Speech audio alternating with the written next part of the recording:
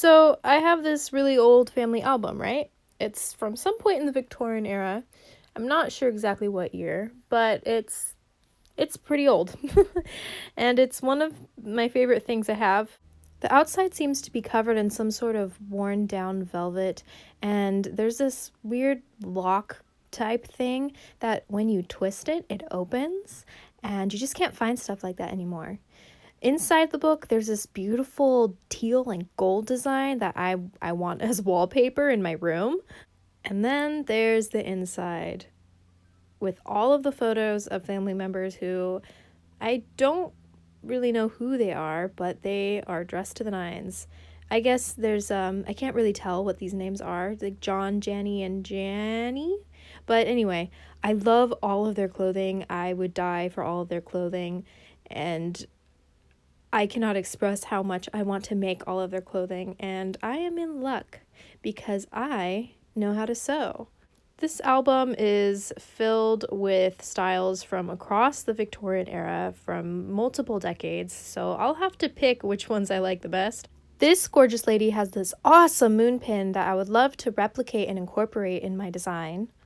I am loving this Bombshell's 1890s blouse with the pleats in the front. There are 1890 styles and 1910 styles, like this awesome coat that I am surely going to replicate one of these days, just probably not in this video. There are so many different styles from so many different decades in the Victorian era in this album, and I'll have to figure out when I want to set the designs I make. For the most part, I'm in between either the 1890s or 1880s, but I look at this 1910s outfit and I'm just like, oh my god, that belt, that blouse, and I don't know what I want to choose. There's just so many beautiful outfits, and I'm just so proud of my family for being so fashionable throughout the decades.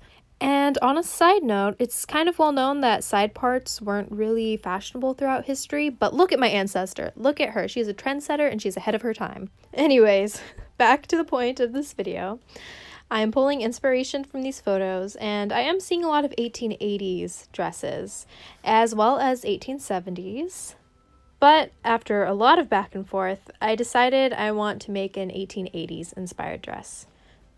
So off I go on my adventures in sewing an 1880s dress for the first time. I have this gorgeous Singer sewing machine from around 1910, I believe, that my cousin gifted to me. But unfortunately, it doesn't quite work without the threads bunching up and getting all weird on each other. So I'll use my regular sewing machine for this project.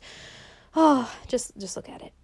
So first things first, I'm going to need some underwear. And not just any underwear, I'm going for 1910s style pair of combinations, which is Edwardian, which is not historically accurate for the gown I'm making because my gown is going to be in the 1880s and they didn't have pairs of combinations yet.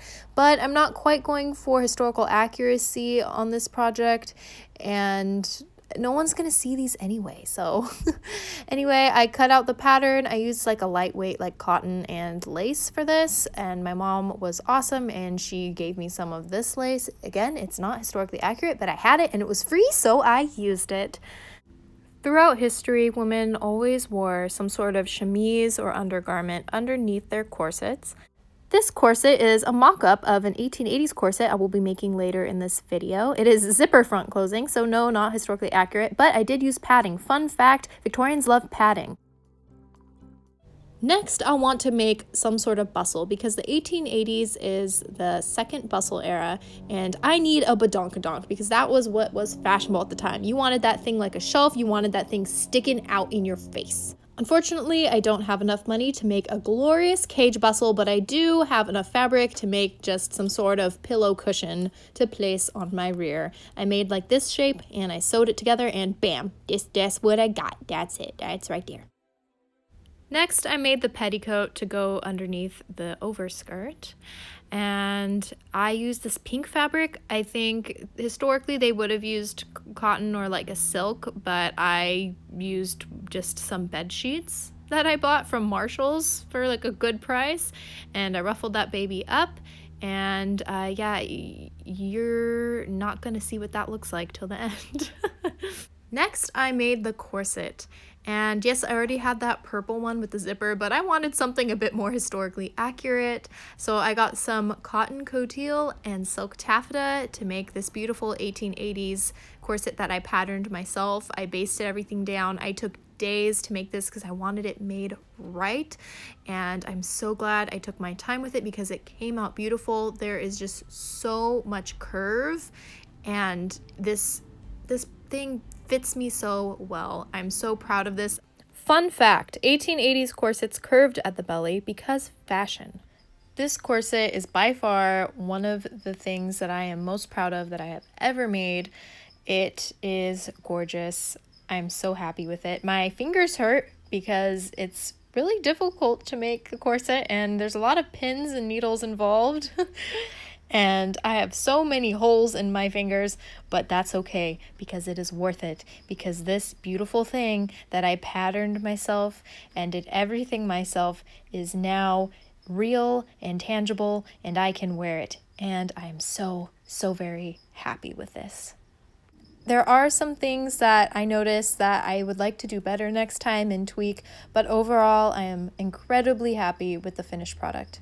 And finally, the 1880s dress. I was heavily inspired by these photos with the pleats and gathers at the front of their bodices, as well as this extant garment with a velvet top. So I'm going for a black velvet bodice with the pink cotton because I don't have silk, unfortunately, and I can't afford silk, so I'm just using some pink bed sheets. And you gotta use what you have sometimes. And that's okay. No fabric shaming on this channel. For the bodice, I used a black, I think, stretch velvet that I got from Joann's some years ago. And this is the bodice. It looks pretty janky on the inside at this point, but I haven't put any boning or like finished the seams yet. This is the outside of the bodice. I am extremely happy with how the pleats turned out. And when it was finished, I slapped my hair up into an 1880s style hairdo with even like the frizzy curly bangs that were so fashionable at the time. Let's go through the steps of getting ready in the 1880s. First, you're gonna want your chemise, or in my case, a pair of combinations that aren't historically accurate, but you get the idea. Next, you'll want your corset, padding and all. There are a lot of myths about corsets being unhealthy or painful, but that's only if you do it wrong. My corset is very comfortable. It's like a second skin, and most of the curve comes from extra padding. Typically, you would have wanted to put your shoes on before putting on your corset back in the day, but honestly, it wasn't difficult at all putting on my shoes. Next is the bustle or bustle pad. I ended up making one a little bit more poofy for my purposes of having a shelf butt, but that's me. I put on my petticoat next. The one you saw earlier was pink, but I made this in white because I wanted a white one, and this was made out of a cotton bedsheet. Yay, bed sheets! Next is my pink petticoat that I made, but I actually decided to use this as an overskirt just because I wanted a little bit more gathering at the bottom, and this had it. Boom, boom, boom. I swear I love long skirts. They make me feel gorgeous. Gorgeous girls wear gorgeous skirts. And I forgot to film myself making this corset cover, but I made a corset cover. Corset covers were used to help smooth out the silhouette of the corset. And next up is the actual overskirt I made. I did not have enough fabric to make an actual bustle skirt, which makes it all poofy in the back, so I just used this as a bustle skirt, essentially, by pinning it up and layering it how I wanted. This is not historically accurate, by the way. And finally, my beloved bodice. I am so proud of how this turned out. I love all the pleats and gathers at the front. I love the black velvet, and I love the cuffs that I even made to look similar to the portrait in my family's album. It's so beautiful. And then there's the crescent moon shaped pin in this portrait that I fell in love with, but unfortunately I couldn't find a bar pin to make it into a pin because the one that I found was just a pendant, so you're just gonna have to imagine it. I ended up using this brooch, and it is not historically accurate, but I figured it would do. And now I can enjoy my imaginary tea, knowing that perhaps my Victorian ancestors would be proud of the attire I made in their honor. So, I've made a lot of historical costumes, and all of my historical costuming projects make me feel somewhat connected with the past, but it is especially so for this one. I like the fact that I took inspiration from my Victorian ancestors' clothing, and I like to imagine that perhaps they would find this video entertaining and maybe a little bit flattering if they were alive today to watch it. I've always loved the 1880s. I love the bustle skirts, I love the silhouette, and I'm just so happy that I finally was able to make an 1880s outfit. Sure, there are some things that I would change or tweak to the bodice or skirts next time I make it to make it more historically accurate, but overall I'm very, very proud with the finished product. There are so many styles in my family album from so many different decades, and I just want to recreate them all. So I'm hoping to make this into a series because I would love to recreate this Edwardian lingerie dress, or maybe this Edwardian coat with the cool stripes. It is so fashionable, and oh my goodness, this outfit in particular. I really do hope that you enjoyed this video because I am planning on making some more videos recreating my Victorian ancestors' wardrobe. See you all next time.